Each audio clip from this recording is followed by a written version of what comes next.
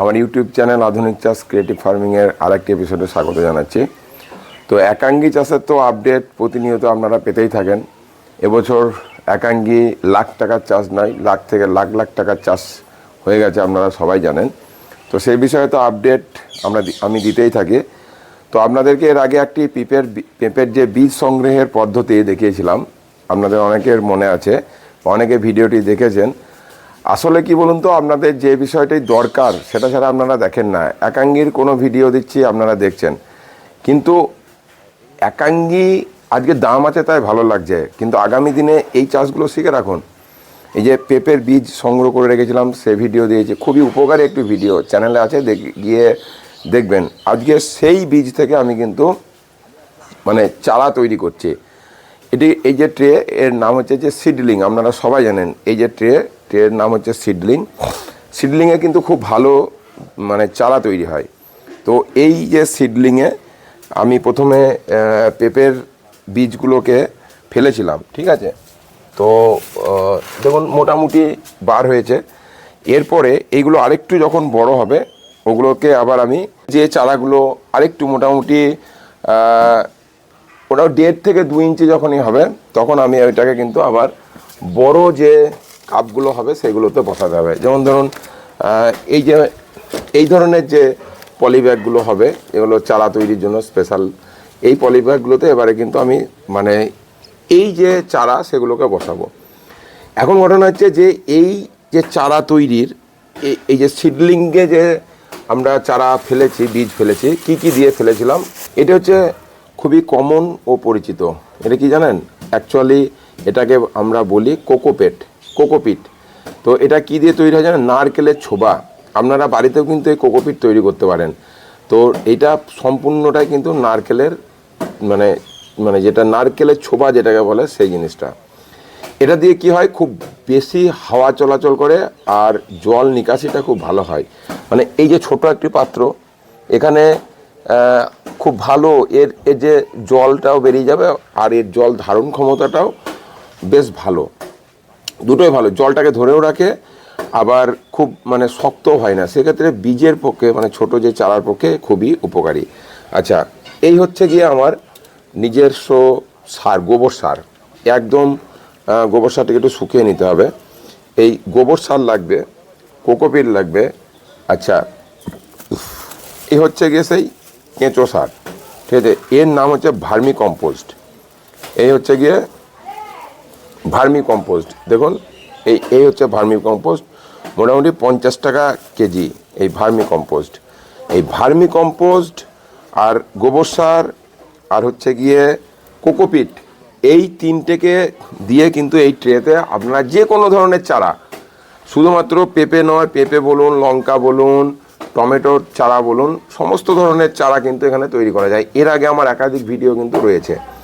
আচ্ছা, এখন আমরা আর কি দেব এই যখন ভরার জন্য, মাটিটা যখন তৈরি করব গাছটাকে বড় করার জন্য। তো দেখুন, আমার সেই খুব আমি যে ব্র্যান্ড প্রমোট করি না, কিন্তু খুব ভালো কাজ করে FMCর ফ্যাটেরা।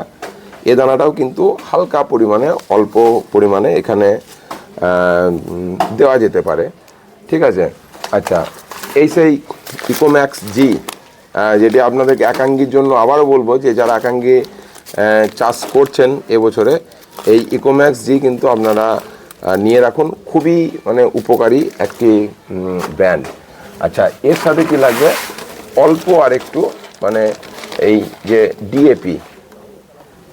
ডিএপি সার কিন্তু অল্প পরিমাণে দিতে হবে। এগুলো কিন্তু খুব অত্যাধিক বেশি পরিমাণে দেওয়ার দরকার নাই, ছোট গাছ তৈরির জন্য যেরকম লাগে অল্প পরিমাণে দিতে হবে।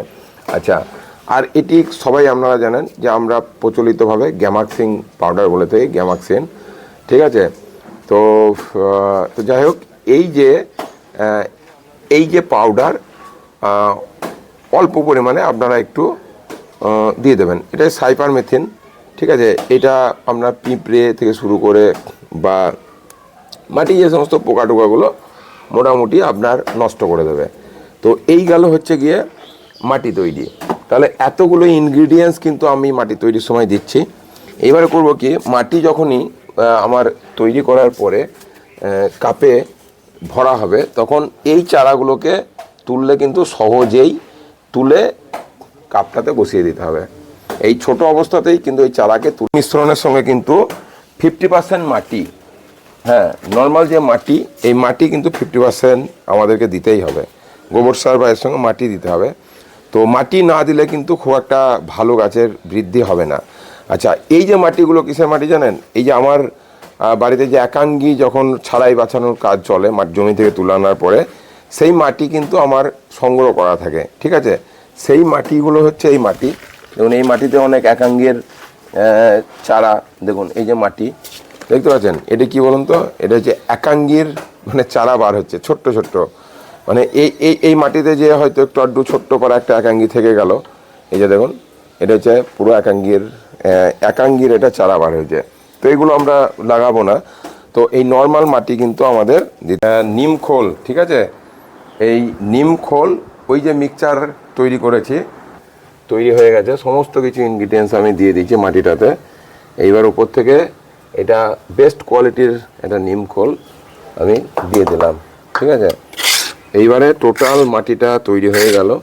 মাটিটা আর কি তৈরি হচ্ছে, কালকে থাকবে, একদিন একটু শুকিয়ে যাবে। আর এই যে দেখুন আপনারা একাঙ্গি কত ক্ষমতা দেখুন, ওই দেখুন ওই কোনায় দেখুন একাঙ্গি একদম বস্তার ভিতরে ছিল, ও আপনার গাছ বার হয়ে গেছে। তো এর যে চারা তৈরির যে মাটি, এ কিন্তু তৈরি হয়ে গেছে। আপনারা এগুলো বুঝতে পারছেন যে একাঙ্গির শিকড় রয়েছে, ঠিক আছে? তো পুরো ভিডিও দেখুন। আর দেখুন যে ভিডিওতে কিছু প্রোডাক্টসের অ্যাড আসছে, যে প্রোডাক্টগুলো কিন্তু খুব ব্র্যান্ডেড ও ভালো ভালো, যেমন ট্রাইকোডার্মা ভিরিডি, সিউডোমোনাস, নিম খোল বা অনেক কিছু জৈব অনেক কিছু প্রোডাক্টের কিন্তু বিজ্ঞাপন আসছে। দেখুন প্রোডাক্ট, তো আপনারা ওখান থেকে এই প্রোডাক্টগুলো কিনতে পারেন। তো ওখান থেকে খুব ভালো ভালো প্রোডাক্টের লিঙ্ক আমি দিয়ে রাখছি, তো এই প্রোডাক্টগুলো আপনারা কিনতে পারেন। এবারে এই মাটিটা তৈরি হয়ে গেল। মাটি আমি কালকে আজ বিকেলে মাটিটা তৈরি করে নিলাম, একটু হাওয়া বাতাস পেলে মাটিটাও একটু ভালো হবে। এই যে দেখুন একাঙ্গির এই ছোটো ছোটো একাঙ্গিগুলো এতে ছিল, তো মাটি তৈরি রেডি। এইবারে কালকে আবার নতুন করে ডাইরেক্ট এই যে মাটি হলো, এই মাটিতে কিন্তু সরাসরি বীজ ফেললেও কিন্তু চারা তৈরি হবে, কিন্তু আমি যে চারাগুলো হয়েছে এই চারাগুলো মাটিতে বসাবো, ঠিক আছে? এইবারে কি করতে হবে আমাদেরকে, যে এই যে চারাটা দেখুন আমি কিন্তু তুলে নিলাম, ঠিক আছে? এই ছোট্ট চারাটাকে আমি তুলে নিলাম। এইবারে আপনার এই যে মাটিটা তৈরি করা হয়েছে, মূল যে শিকড়, এই মূল শিকড়টাকে কিন্তু কেটে ফেলে দিলাম, ঠিক আছে?